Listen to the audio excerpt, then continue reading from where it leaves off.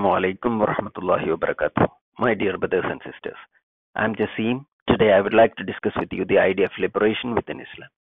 Whenever we discuss the idea of liberation in Islam, this parable comes to our mind. When Muslim representation had engaged in a negotiation when the then powerful Persian commander-in-chief Rustam in his mansion during the monumental Battle of Qadisiyah.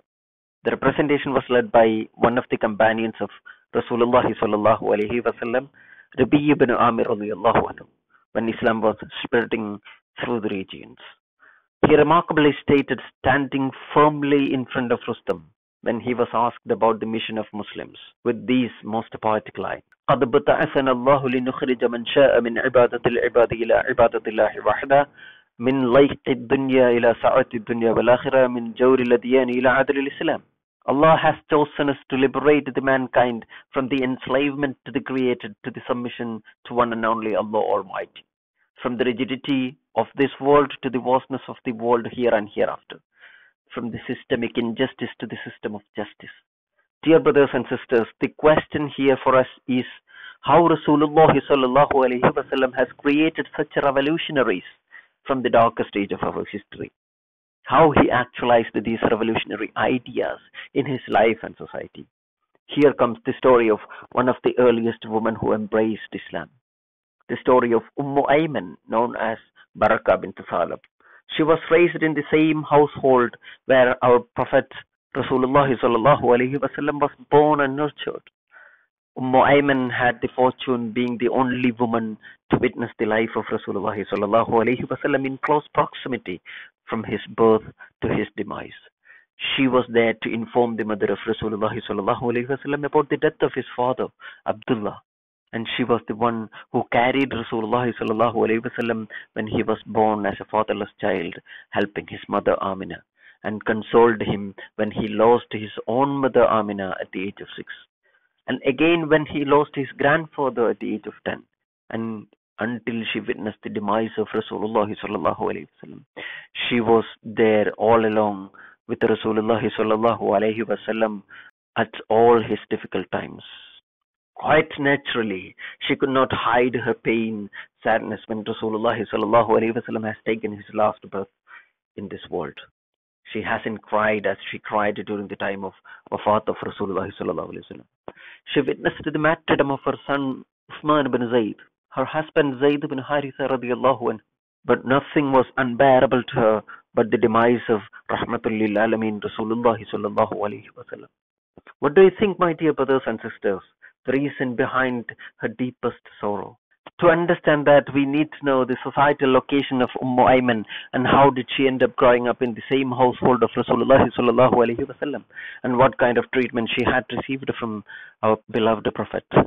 My dear brothers and sisters, there is no other woman among the companions of Rasulullah sallallahu alaihi wasallam whom he called Ya Ummi, O my mother, after his own mother Amina, apart from the most beloved companions of Rasulullah sallallahu alaihi wasallam, Ayman Barakah bint Salab, an Abyssinian slave who has no family history nor known tribal lineage. Prophet used to introduce her to others here, Ummi Ba'da Ummi. She is my mother after my mother. She was purchased by father of Rasulullah sallallahu alaihi wasallam from the slave market. But she was the one who was freed and liberated from slavery by Sayyidina Habibina Rasulullah sallallahu alaihi wasallam. After the demise of Rasulullah sallallahu alaihi wasallam, Khalifa Abu Bakr and Umar bin al-Khattab radiyallahu anhum used to visit her to console her, because Nabiyuna Rasulullah sallallahu alaihi wasallam used to visit her. Abu Bakr radiyallahu anhu, Umar bin al-Khattab radiyallahu anhu, they were the leaders of Muslim world. See the impact of Islam, my dear brothers and sisters. Despite being an Abyssinian freed slave, despite being a woman, despite being black-skinned, despite being no family history, despite being no non-tribal lineage, Ayman was paid visits by the highest authorities in the Islamic world during the time of Khulafa ur-Rashidin until her death, illustrating the societal status that Islam bestowed upon her. Sayyidina Habibina Rasulullah sallallahu alaihi wasallam held her in that esteem. Rasulullah sallallahu alaihi wasallam not only elevated her status, honor, and dignity, but also shaped the society as a whole to look at this woman that otherwise would be neglected. The Prophet consistently emphasized the equality of all humanity, irrespective of race, ethnicity, or social status. He declared, لا فضل لعربي على عجمي. No virtue is there for Arabs over non-Arabs. ولا لعجمي على عربي. No non-Arabs over Arabs. Blacks over whites, or whites over blacks, for that matter.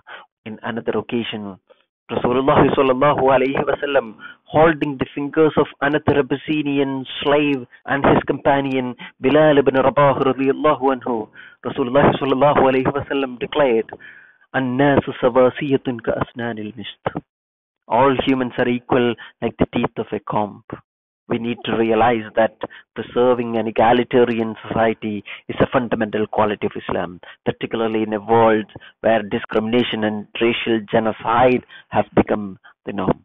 I cannot complete this talk without reminding you the prevalent challenge of racism, hatred, and discrimination that Muslims face currently, which is Islamophobia. Why is it prevalent, my dear brothers and sisters? It has a history.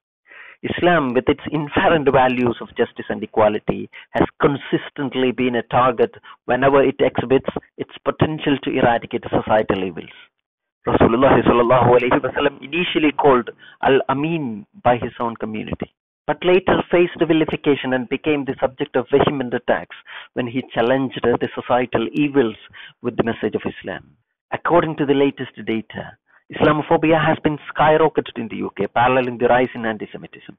Muslims, in fulfilling our duty as advised by the Prophet, must stand in solidarity with their brothers and sisters when they face discrimination. The Prophet emphasized and taught us this lesson, my dear brothers and sisters. He said, وَمَنْ لَمْ يَهْتَمْ بِأَمْرِ الْمُسْلِمِينَ فَلَيْسَ مِنَّا. Those one who does not care about the Muslims when they face discrimination and problems is not one of us. This is a serious message, my dear brothers and sisters.